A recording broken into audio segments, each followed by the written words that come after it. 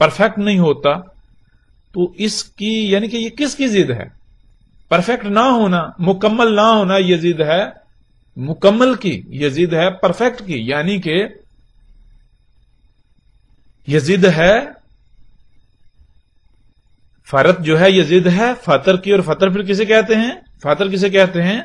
फातर कहते हैं कि जो कुछ भी करना, कुछ बोलना, किसी से कोई गुफ्तगू करना, कोई बात करना, कुछ जिम्मेदारी उठाना, कुछ खलक करना, बनाना, कुछ भी करना, कोई भी काम करना, तो वो ऐसा करना कि उसमें राई बराबर भी कोई कमी, कजी, कुताही, कोई लापरवाही, कोई नुक्स, कोई भूल चूक ना होना। यानी कि बिल्कुल परफेक्ट, बिल्कुल मुकम्मल, बिल्कुल हर लिहाज से।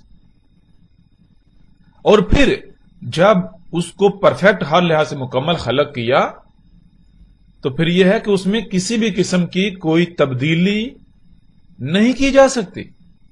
यानी अगर उसमें कोई छेड़छाड़ की जाएगी, उसमें कोई तब्दीली की जाएगी, उसमें कोई पंगा लिया जाएगा, उसमें मुदाखलत की जाएगी, तो फिर क्या होगा?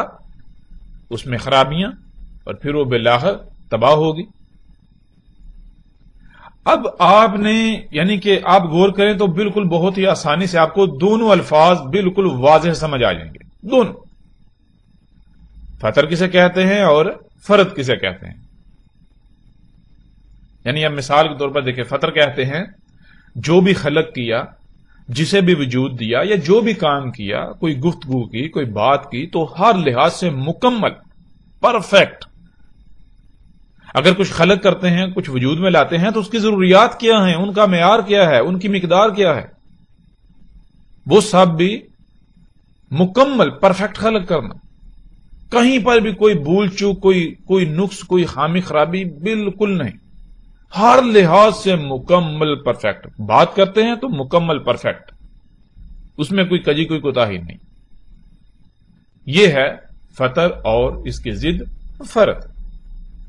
अब अगर हम ऐसा करें कि हम अगर